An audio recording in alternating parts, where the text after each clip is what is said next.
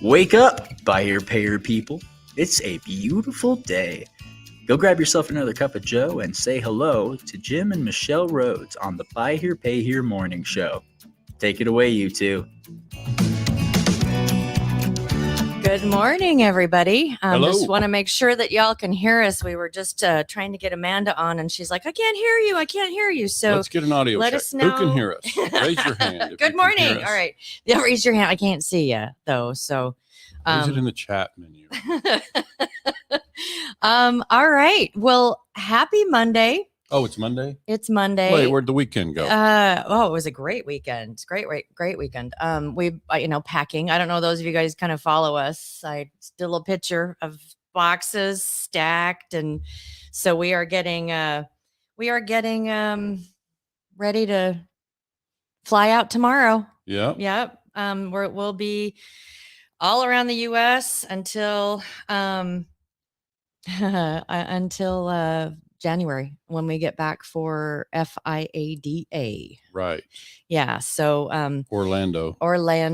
Yep. We're excited about that. So yeah, it's been a busy weekend and lots of fun. Had some great brainstorming sessions and just really, I really love working with this guy. He's a lot of fun. It really, we have such a good time. We have such a good time. We do. And we occasionally figure some stuff out. We do. And so, we've got a lot that's like brewing right now. We kind of talked a little bit about some of it last week. Like today, we're going to be making it we're going to be releasing the Calendly link for all of our vendor friends to be able to schedule a time for us to do an interview, because we're going to be doing just right after the morning show on Fridays. We're going to show a little vendor spotlight, the people behind the product. And so we'd really love for y'all to put something on the calendar. We'll do a video kind of like this with you and ask questions, and then we'll play that. And that will just be, it won't be the morning show, but it'll be kind of its own little show after on Fridays. So, and quick thing, if you're waiting to hear Amanda Sanchez, she's standing in the wings. She's standing by, so she'll be here. It looks like she's back. Yeah, so yeah, lots and lots of really fun stuff. And I actually woke up this morning and shower time is like, I think all the time though. So that's really not fair. But so I woke up, I got out of the shower and I was like, Jim, because we're doing this Buy Here Pay Here Nation TV thing. Oh no, she's got another idea. She's going to share. Oh, this is because you're going to see that develop a lot in 2023. A lot in 2023. There'll be a lot of stuff that will be out there and available for people to consume. Fun things. I did a little teaser about we're looking at doing some kind of a dealer coaching reality show. Yeah. And so this morning I was like, okay, when we were coming up with the logo for Buy Here Pay Here Nation TV, Anna Maria, who's our CMO. Yeah, thank you. Yeah. She came up, because we were back and forth about this logo, and she came up with someone that looked kind of like MTV. Because she's like, I really, really like this. This is edgy. It's kind of fun and it's cool. And we're like, no, that's not really where we're going.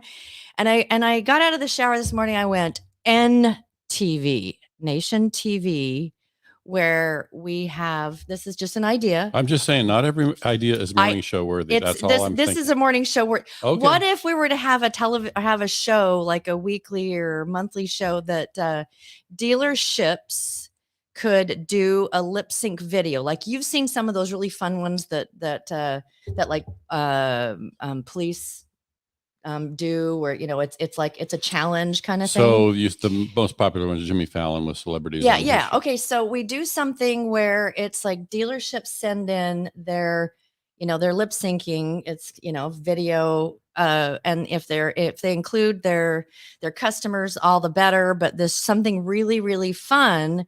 And then we get someone like a Jared Halstead, to be the VJ. Oh my gosh. She's talking about all of her. I'm sorry. I just thought that would be so much fun. She's so excited this morning. Be so much fun. And by the way, if you're tuned in and feeling really uninspired this morning, we usually have the little board right here that says Inspire. It's already packed in the box. So you have to find your inspiration somewhere else today. Sorry about that. Russell Moore for a Taylor Swift song. Oh, goodness gracious. Gosh, that could be really, Let's really make it fun. happen. Actually, you know what?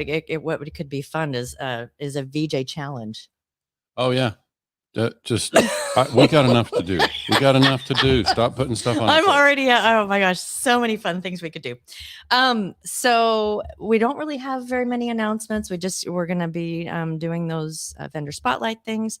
We're traveling, all that fun kind of stuff. So I don't think we have anything else. Do we have anything else? Okay. Good morning, GR Moore in South Texas. Yes. And I'm just the ones I can see on the screen. Megan Brooke Jones, glad to have you here this morning. I can't see all the names. Some of you haven't reported who you are, but we see Facebook user on this side. But glad you folks are tuning in. We got Amanda. Are you ready to bring in Amanda Sanchez? Are we going to talk about the stuff? Let's get to it. We're going to talk about the stuff. All right. So hold on here. Amanda Sanchez, can you hear us? Good morning. Yes, I can. There. Hey, how are you? Doing great, but I do need to make a very important comment before we start. All right. While I like Taylor Swift for Russell, he's really more of a Beyonce. Oh, that's a good call. Yeah. And she's South Texas, so that does make a lot of sense. Right? I think that's right. So Hugo, good suggestion, but he's a Beyonce. Right. That does fit. We're going to make that happen. Well, really. Tommy, get ready for the no. Get that mute button. We need a bleep. We have we've got a couple of sound effects like that, but that's not something we would use for. Really wouldn't work. Okay. So hi, Amanda. How was your weekend? Good morning. It was great. Just hung around the house. Weather was kind of nasty here. Got cooler outside. But yeah, we just hung out with the little guy and prepared for the upcoming holiday. Yeah. So those of you who don't know Amanda, doesn't know about Amanda? Gotta be 3 people in that whole life. Amanda is accounting extraordinaire in the buy here, pay here world. You're solely buy here, pay here, right? I do work with some other independents, retail dealers, but the deal is that buy here, pay here is extremely complicated. Retail, not so much. And so I try to spend most of my time with buy here, pay here, since there are not as many options for dealers out there who have buy here, pay here. But I do work with some retail dealers. What about leasing? I've never asked you that. Do you guys do any lease here, pay here?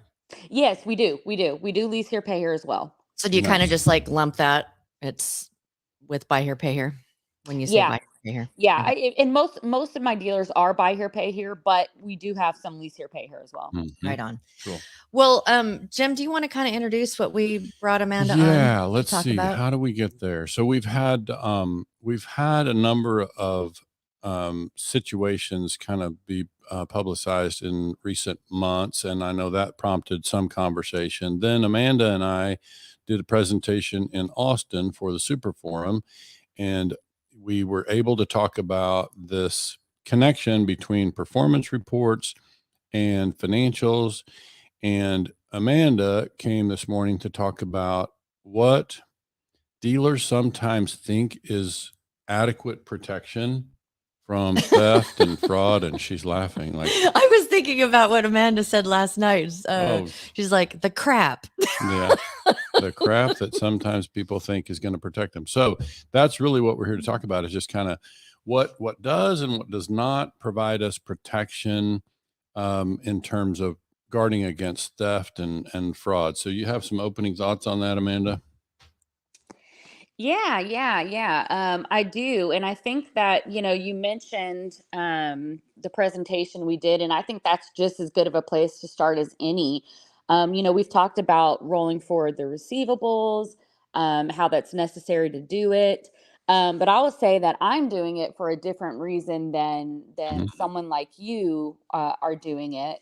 Right. I'm doing it because I rely very heavily on the DMS reports, and I want to make sure that I have the full picture before I even start touching somebody's books. Mhm. So when I get down to the end of my roll forward and there's a bit of a variance, I've got a pretty big threshold of what I'll accept as reasonable for those purposes. Mhm. And for that reason, one of my big points today for people is that a lot of people think that simply having a CPA look at your stuff, prepare your monthly financial statements, especially those who have audited financial statements at the end of the year. A lot Mhm. of dealers think that that is adequate to prevent and detect fraud. And that just could not be further from the truth. It is a huge misconception. And in fact, for those of you who do have audited financial statements, if you go through and read your engagement letters or any of the reports that the auditor lists, they very specifically say this is not an audit of internal controls. Right. We are not Right. here to detect fraud. So there's a difference then. There's internal controls audit, and then there's just your financial audits. Absolutely, absolutely. And a lot of dealers will think, you hear the term audit and you either think IRS or you think, looking for fraud, but Mhm. audited financial statements are neither of those. Gotcha. And I would say that, I've been involved in some situations with dealers where there could have been an external control element added, and we end up discovering some fraud that ultimately took somebody to the courthouse. But in that situation, there was a problem with inventory being sold, um, in a fraudulent way. And so, without getting into details, as you and I talk about, we don't want to be giving ideas to people who haven't had those ideas Right, already. If right. they're not, Yeah. we'd like to be able to share it with dealers directly, but we just have to be careful about what we do say. But yeah, I think the main theme that I heard from you is that the accounting alone, like just preparing the financials and reconciling the stuff, and that doesn't guard against, that's not your role in preparing the accounting. That's right. That's right. And now that is part of the bigger, comprehensive plan Hmm. for, for not just, fraud prevention and detection. It's part of it. But yeah, you do need a little more. You need to go a little bit more into those details. Like, when you are doing an AR reconciliation, you're looking at every penny. Right. You want to Mhm. know where every penny went. That kind of, that level of detail is important to have when you're talking about, fraud prevention, fraud detection. Mhm. Yeah, and there are just some gaps. Like we just see, like again, you now inventory, you bring inventory into the picture. You've got invoicing that needs to be looked at. You've got a number of elements there that, need to be examined. And while I'm certainly no forensic, advisor consultant, we do have enough experience to kind of know where the moving pieces are. And so you see these things, what's been your experience, Amanda, like of the cases of fraud, embezzlement, whatever category you want to put that in, of the ones that you've seen, how many of them involved cash and how many of them involved more like check transactions? So that's a really good question. So when it comes to a dealership, especially a buy here, pay here dealership, they are more susceptible to employee theft than a regular business, right? Because there is a lot of cash, Hmm. there's a lot of receivables, there's a lot of inventory. It's a very high asset based business where employees have some access to those assets.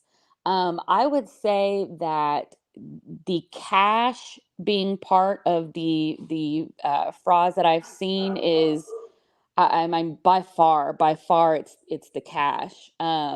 Now, when people start getting into the inventory and checks and things like that, a lot of times it's using those things in conjunction with the cash. Right, right. But for sure, it's the cash that is the biggest one that Yeah, I see. and I'm sure you would confirm that a lot of times dealers make the mistake of thinking, well, our cash drawer reconcile, I get a report all the time that says we had this much in our DMS report and this much went in the bank deposit, and they think we're good. But in reality, of course, the people who are stealing from us are smart enough to make those things balance. Right. And Right. so there's other things we have to look at. And I always say, about this, in reality, we're out there trying to hire smart people. And if you have smart people that find themselves in a difficult spot, Mm-hmm. because of some pressures at home or whatever that might look like, then you have the recipe for that problem. And we just know that it's essential to create those internal controls, and they're appropriate. Like, I've had to have plenty of conversations with dealers and their senior people where we had to go in and install new security limits just for the protection of everybody involved. And while it Yes. feels Yes. uncomfortable for the person who's getting some new limits placed on them, in reality, we just have to have some checks and balances. A dealer, from a pure protection standpoint, they just have to have certain things that they control inside the DMS first. And then there are other things, of course, but yeah, this is something that we find ourselves in the middle of frequently. So is there anything that you would say to dealers that here are just like the top 3 things you should really be watching? Okay, for sure it's going to be that daily deposit. Yes, you do want it to reconcile to the DMS report, and then somebody needs to trace that to the bank. But what's important about that is the person reconciling it cannot be the same person who has access to the cash. Right. And that goes just as a broad brush statement. Um, Anybody who is responsible for reconciling an asset should at no point have access to that asset. That does not totally protect you. Of course, these people could collude, but it would require at least 2 people to Mhm. steal from you in that situation. So definitely the daily deposit reconciliation is number 1. DMS restrictions are going to be number 2. You can't just have unlimited access to those receivables. You should have restrictions on who can process a charge off, who can make a due date change, who can make any sort of adjustments to the accounts or inventory. And then the third thing I would say would be restrictions within the accounting software, such as in payroll on the accounting side. So things like your controller, there needs to be restrictions on who can add and edit vendors, on who can add and edit the master payroll file. There should be restrictions on those things as well. That way, any major change is coming from, again, somebody who is not the one writing the checks. Right. I like that. And I'm thinking that there's probably a lot of people that are listening right now that are like, get out the paper and let's just write these things down so that we can take a look at it. Would it be okay if you would just put that in bullet point and then we'll post it on all of these feeds? So it's like, here are 2, 3 things that you can do. Oh yeah. And it's funny because I do these audit questionnaires with people, and so many times I'll ask the question like, who has control to the the vendor master file? And a dealer's thinking like, well, what's that? I don't know. You tell me. Right. Who has control of it? I have no idea. I have no idea who has control of the payroll master file. And I'll tell you, it is that controller, right? And this is Mhm. specifically why your CPA is not going to be the one to see something, because who's your CPA working with? Your Mhm. controller, and that's the one who's most likely to steal from you.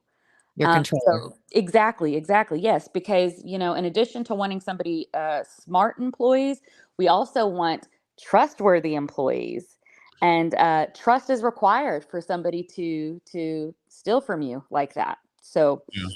Yeah, that's a good point. And I think, we've also talked about in that same context is like, we do want to be able to trust the people, and we like to keep it that way. Mhm. I always use the phrase, keep honest people honest. So that's really a burden that I feel like we bear as the dealer, is to put in the necessary safeguards so that we can allow our people, keep them honest, keep them in an honest place. And that protects the employee as much as it protects us. And so I just think it's essential to get that. One more thing I would add to that list, because you and I talked about it at the Super Forum, is this matter of reconciling receivables to cash. Because I think what what can sometimes get missed here is, even though the cash drawer is reconciling, somebody's counting down the transactions daily, and that stuff's balancing out just fine. There could still be dollars leaving the receivable report that aren't going into that cash deposit. And so that's the thing that I think we want to guard against. And so, just for those who didn't hear that, and you can hear it, by the way, it's out there on the worldwide interweb, Yeah, because it'll we be on our broadcast it YouTube live. channel Yeah, or we've got it on our all sorts of YouTube channel, places. the presentation in Austin I'm referring to. But we talked about that matter of reconciling receivables to cash, because, the idea is basically, if your receivables start at a given period at a number, and then you add new receivables through new contracts, and I'm really talking about principles first, just reconciling the principal.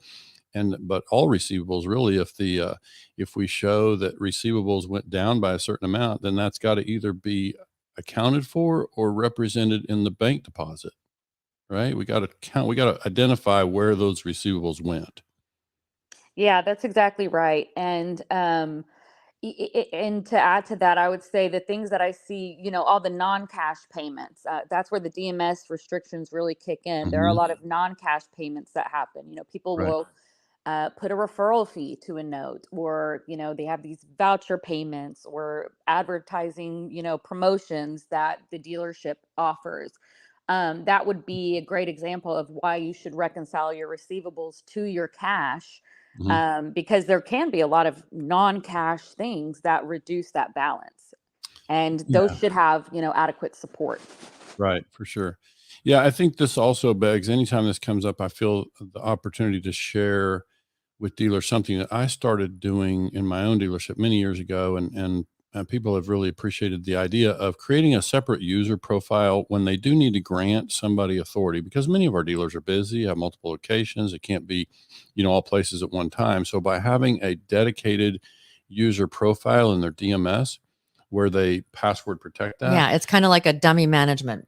Yeah. So it's sort of like, Yeah. so I don't know if you've heard us talk about that, Amanda, but basically what I'm suggesting is that if I'm the dealer and Michelle is the manager back at the dealership level, and I'm away, I'm at an auction, and at the lot level, they need to do a charge off for some reason, or they need to do some transaction that they don't have the security limit or security access to do, then I grant them a password. It's basically grants them access to that profile for a time to do the necessary transaction.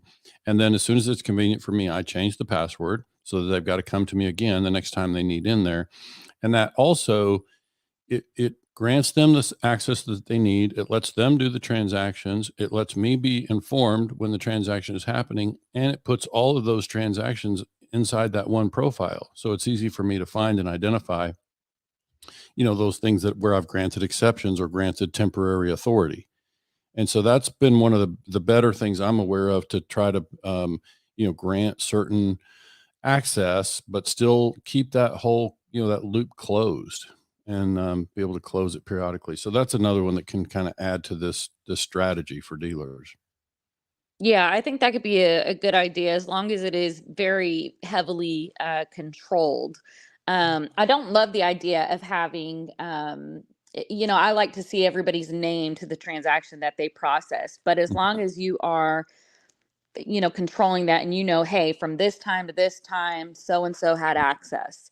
And we know you and only one other person are the only one who had access to it. Well, then if something does happen or something does come up, we can pinpoint it to a specific person. Yeah, the dealer's got to be diligent about, remembering to change that password and keep the lid on that particular profile, if you will. But yeah, that's been effective for us with myself and with other dealers that we've worked with. So we just like to make them aware that that's a possibility, because alternatively, we see too many dealers give their people their password, to get in and do what's got to be done. And we know that's a problem. Yeah. In a different way. So Major problem.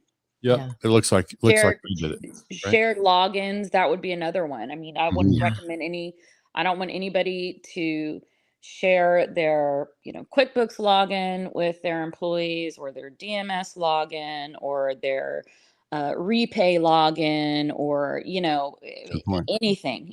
You should have your own login to these things that are specific to you. Good. Absolutely. And I mean, I get that dealers get busy, and so you need something. And so the easiest thing is, here's my password, or just go take care of it. And in some of the stuff that I've done in the past in another life, when I worked in the tech field, is I dealt with apartment managers all the time, and we did it was smart home technology, and there were certain passwords to be able to door locks and all of that were kind of master passwords, and more than once. It's like you'd have a manager that shared their password with one of their people to be able to get in a door, and then you had a resident that couldn't get in their door for whatever reason, and so they just gave them the password so they could get in, and they didn't realize what they just did is gave access to every single unit in the Oh, entire yeah. Yeah. community. Yeah, like you can't do it. You just can't do Keys it. to the cookie jar. Keys to the cookie jar. Yeah, so it's like that's definitely a thing. We've got people chiming in about Hugo, are you serious? Password 123, and it's on a sticky note on your desk. In case I forget. You should just get it tattooed on your inner arm. Right. Yeah, so you don't forget, right? And nobody else forgets. Yeah. Yeah. Oh, No, I think funny. these are all important things. I think we just know that, there's certain things that if I'm a cashier and this customer named, Mary Rodriguez walks in and makes a payment, and I take that cash and put it in my pocket and don't post it on the DMS, obviously that's going to show up in a delinquency report. That customer's payment is not going to get posted. And that's a fairly easy one to identify, Right. It's going to show up as past due, but typically our people are smarter than that. And That's so right. we have to expect that, there's going to be other areas that we have to identify. So I think that the things we've introduced today are definitely important steps. And I know there's a lot more, but you and I always have to be careful about, what we can share so we don't give people new ideas. Yeah. So Right. anyone who hasn't already heard this, there was a podcast that the Independent Dealer podcast did that was on this specific subject. They had Stephen Carson's as their guest and went through like 3 or 4 scenarios of what happened. And they're just like, it's the kind of stuff that people go, really? And I think it was to showcase people can be creative. So Right. be aware that people can get really, really creative on how this is happening. So if you haven't had a chance to listen to that as well, I suggest with all of our listeners is Independent Dealers Podcast. It's one that they did with Stephen. And the one big takeaway for me is always, we want you to be able to trust your people. It's just that if you say to people like Amanda and myself that we trust our people, well, that's not enough.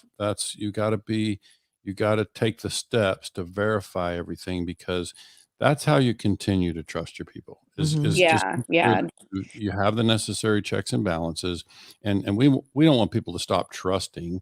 We just want them to be able to continue to trust through verification.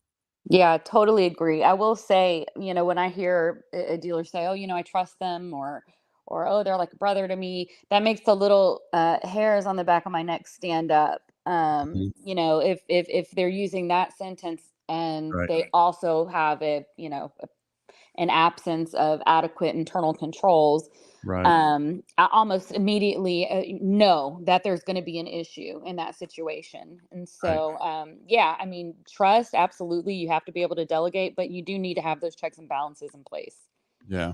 Yeah, it's got to happen. Like I say, always when we have these conversations, I try to make sure that the employee knows this is as much to protect you as it is to protect the dealer. Like, we're taking these steps to help, create the necessary safeguards so that, we can all make sure that we've crossed the T's and we've done the necessary stuff to keep ourselves out of trouble. Yeah. Right.